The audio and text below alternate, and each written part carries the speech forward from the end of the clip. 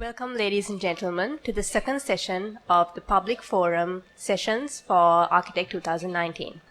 Our next speaker for this session, architect Darnie Rajapaksha, graduated from the University of Moratuwa and gained her experience with Mihindu Keerthiratna Associates and Nela de Soisa in Sri Lanka prior to gaining experience in the USA. Her own practice, Studio Vivege, was established in 2011 with a young and enthusiastic team. She was the recipient of the Design Award in 2014 for Jungle Beach Resort in Kucheveli under the Hotel and Resort category. I now invite architect Darnie to the stage to deliver her presentation. Thank you. Hi, everyone. Thank you very much for the introduction. Well, I thought of taking you away from architecture for a while and talk about something else. Are there any architectural students or architects here? Not many, I guess. Anyone? And yes, of course, you guys.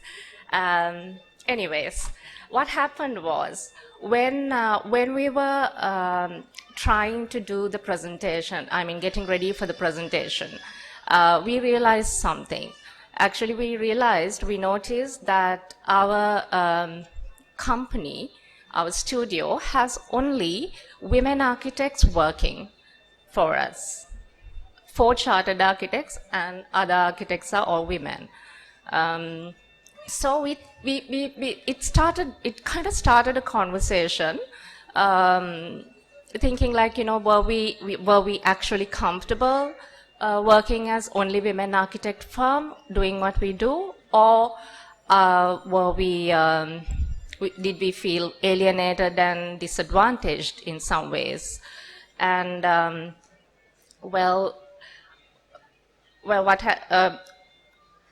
response were divided. So we thought it would be appropriate and relevant at this stage to just put it out there and see, what others think about it, because it might be a relevant topic in any other fields as well in the today's society.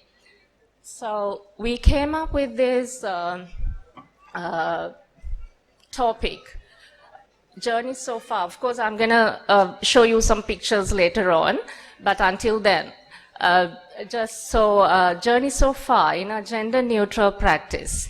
So what is gender neutral? As my 16-year-old daughter puts it, simply, equally feminine, equally masculine. Why do we think that our architect practice is a gender neutral practice? I think what I'm going to talk to you about after this is actually relevant to male and female architects or any other male and female people, in a workplace. So first of all, I thought the most important characteristics in our office is attitude. Attitude of male and female both, architects, clients, suppliers, contractors that we work with. Attitude of male. Do our male counterpart think that we are inferior in any way, like in our design abilities, in our work commitment? Is that why when women architects do extraordinary work and win awards that everyone is surprised? Is that why some of my male counterpart, my colleagues or even women, only hires male architects and students? Maybe that's why for 8 years in my practice, I haven't got a single job application from a male architect or a student. And I also do tricks. Maybe that's why. That's, to get a point across to a client, I would actually ask my male civil engineer to put the point across, because if I did the same thing, it would take, a little bit of delay in, agreeing in the process. So, or Are we as women architects bringing it upon ourselves? Do we seek special treatment or special benefits because we are women? Well, so far in our journey, if there was negativity, if there was talking behind the back, if there were nasty comments, we have chosen to ignore them and focus only in our work. And we did not, it did not occur to us to ask for special benefits or special treatment when working. You know, we never actually didn't mind traveling 7 hours away to go to a site, or being in the scorching sun during the day, and climbing up hills and ladders and working late when necessary. The second point I thought was passion. This is a no-brainer, because for male and female both, like if there is no passion, if you're not passionate about your work, if you're not committed, then you know, it is not a successful workplace, or it's not a successful project.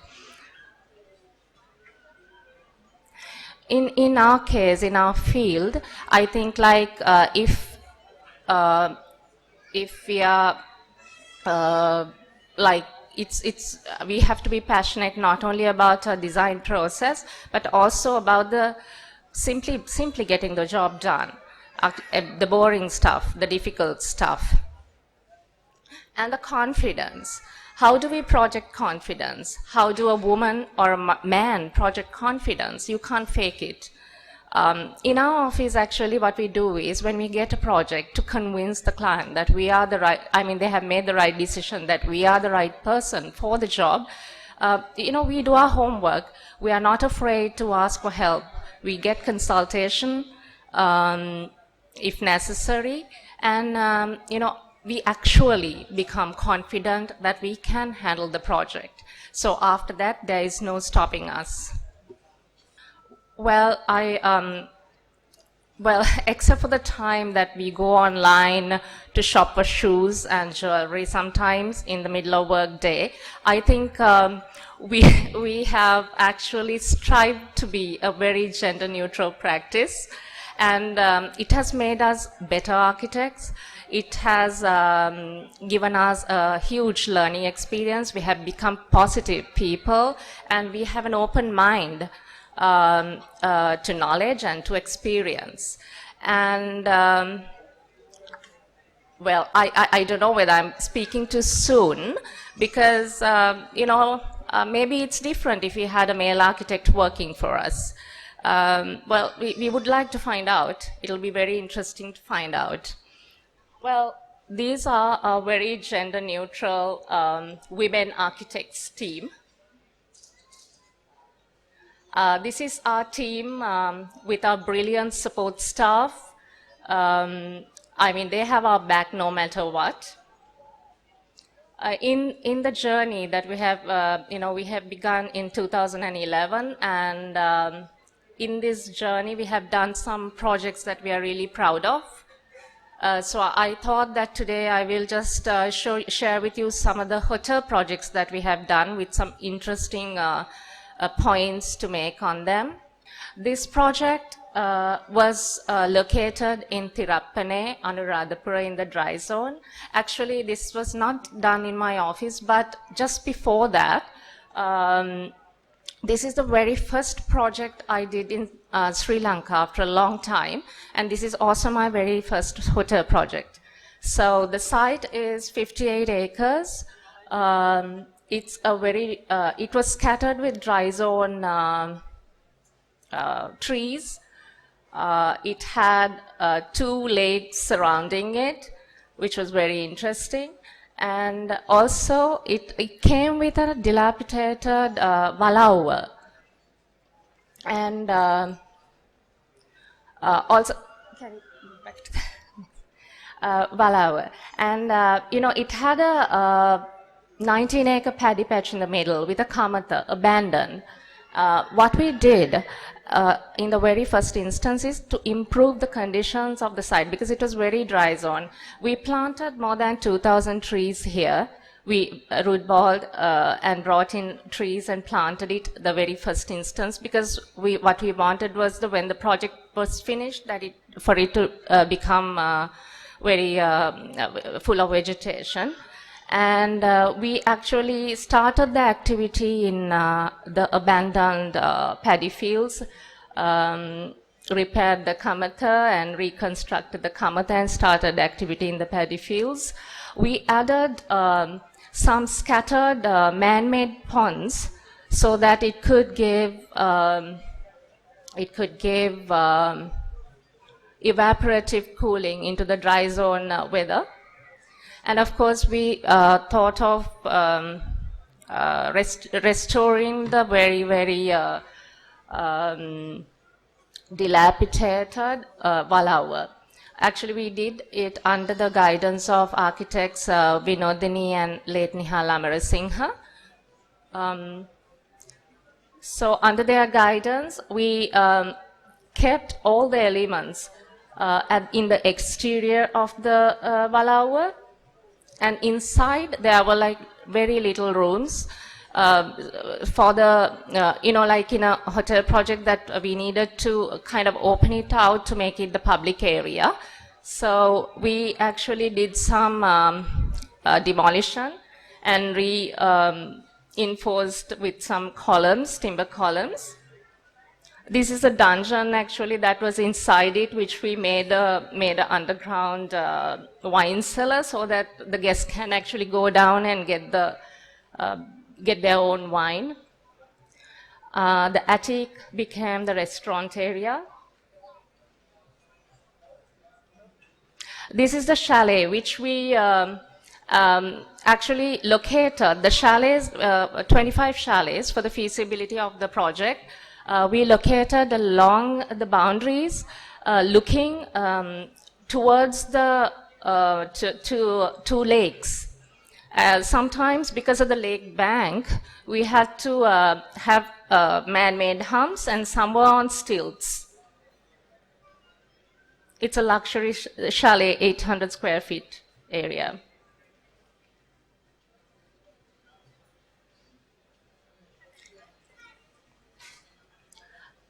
This project was in the northeast, Kuchuveli. This was actually in the tourism zone, and our client was one of the very first to do construction there. They wanted a 50-key hotel for their feasibility, and when we chose this land because we had the opportunity to choose the land because we were one of the first to go in. So we chose this land because it had the view of the ocean as well as the lagoon from the other side. So when you come, like near, it's actually but broken down with the road going towards Pulmude.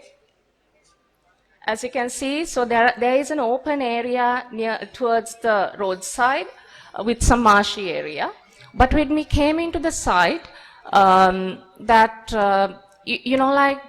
vegetation, it was so cooling. It was like, like in the northeast, it's very, very harsh weather.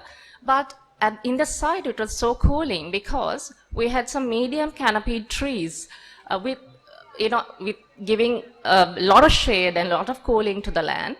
And there was absolutely no undergrowth. So we thought we will use this for our advantage, and so we decided to keep all the trees because otherwise we were going to lose our shade and the coolness. And of course there was another point because there were like already established habitats there, natural habitats. So what struck us first was these habitats, if we come in with any kind of construction, that these are going to be destroyed. And so what we thought was, the pledge was not to disturb anything at all, but it's impossible to do in in construction. So what we thought was, okay, we are going to keep all the trees. So we did a tree survey, and we didn't even touch one of them, not until today actually. And what we did was we took the advantage of the land in between the trees to locate our buildings. So, but the buildings had to be standardized, minimized and standardized to make it smaller, and but without compromising on the luxury factor of it. And so then, like in a larger open areas, we located the public buildings and the staff camps and the back of house areas. And then we planned very carefully to do the construction. So what we thought was, if we brought in any machines, the habitats are going to be destroyed. So we thought we will do manually handleable construction only. So every component, every structural component was precast concrete or a precast engineered steel fabrications that was assembled in the site. And they were also broken down into manually handleable pieces so that people can actually carry them and come. And then we established the pathways, which were our construction pathways, as well as our plumbing and cabling ran in them. And later on, of course, the guest pathways as well. No buggies, just walking. These are some of the pictures.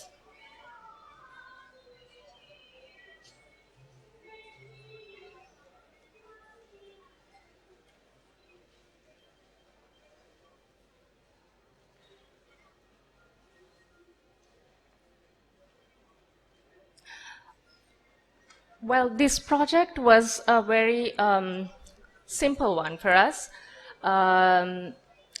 Clients' requirements were very, very, very direct and simple.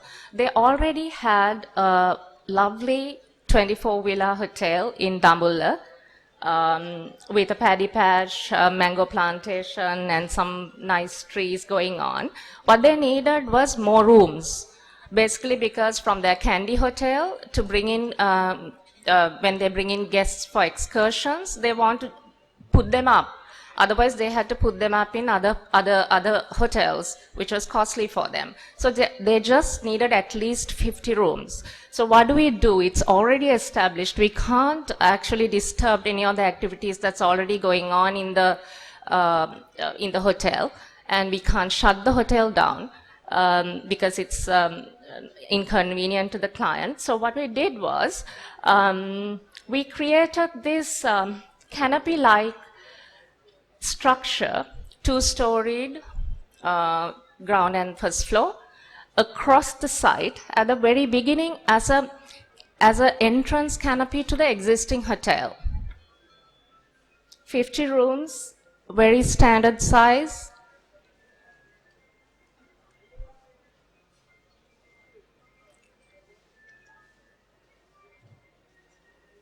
We also just continued the colorful theme they already had in the hotel into this as well, so that it will just blend in.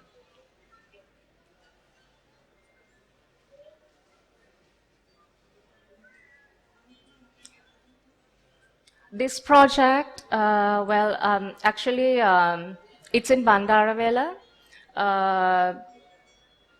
35-acre hillock,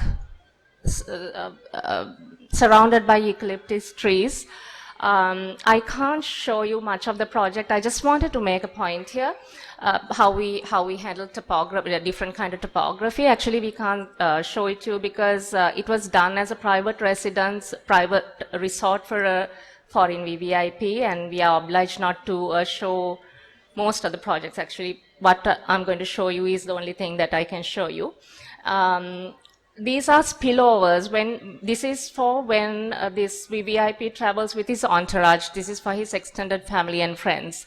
And so what we did was we just kept everything as is. It's abandoned tree and trees all over the place, and very, very sensitive to landslides.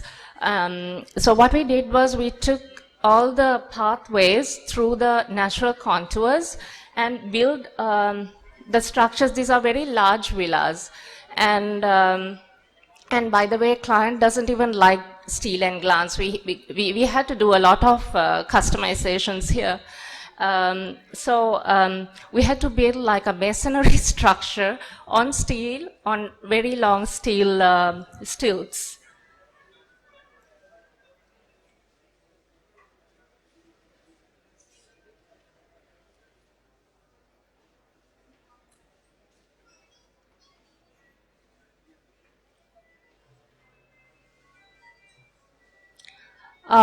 This project is very interesting because client brought to us a land without anything at all in it, just sandy soil, not one tree. So but interesting is it's facing this beautiful bay area, beach area, and so what we thought we will capitalize on it because that's the only thing that you can enjoy in that area. And also we had to compete with similar hotels in that stretch because that is also the tourism zone.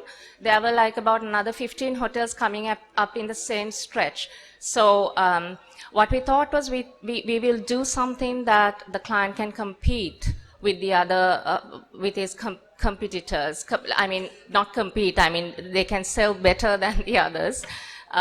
So what we did was this road on the below road, when you're coming through it, passing all the other lands, you can actually get a glimpse through to the bay area, like the beach, the ocean. There's no magic in it. You can see it from everywhere. And so because of it, we thought we will cover the ocean when we are entering our land. So we did this huge wall in front, and put behind them we actually located our staff camps and the back of house area, which is like almost like 50% of the built area of a hotel. And we entered the guest into a double height exposed brick courtyard, massive courtyard where a tourist bus can turn. And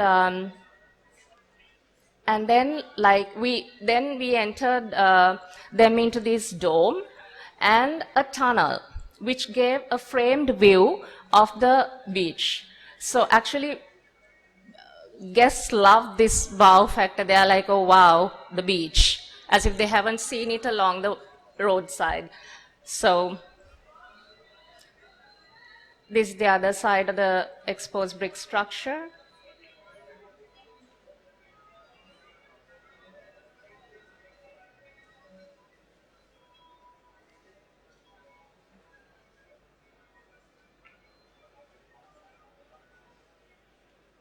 This actually this hotel lobby was placed top 10 hotel lobbies, best hotel lobbies in the world for the client, so they were very happy with it. Shanahat's was like, this is in Yala. This is a very interesting site. This is also very environmentally sensitive site. It had mostly beaches with boulders, sand. This is a very sand dune sensitive area. And after a tedious environmental impact assessment, we started the planning. And we actually wanted to depict the sand dune effect of the land to take it into the site. The vegetation was not tall. They were very dry zone, small bushes and, medium and small trees, but very thick. There were no land area that we can actually, build on. So we had to clear some of the plant vegetation, but we only gave the client 14 chalets because we couldn't cut down any more trees. And the client, being a very environmentally friendly person, agreed to that. And but this is a very ultra luxury rooms, huge with plunge pools. So we actually try to depict the dune kind of thing and bringing in some village hut concepts into it.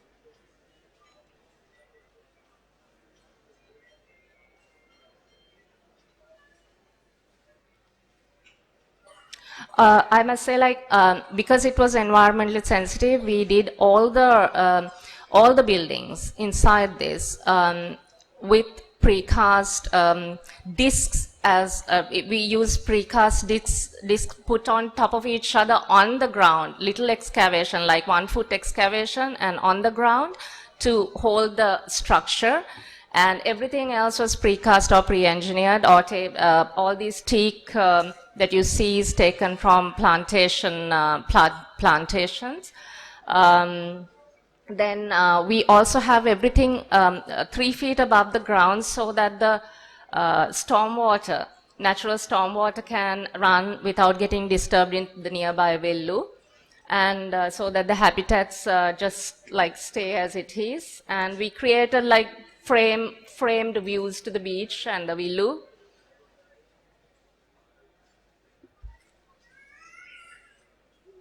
Thank you very much.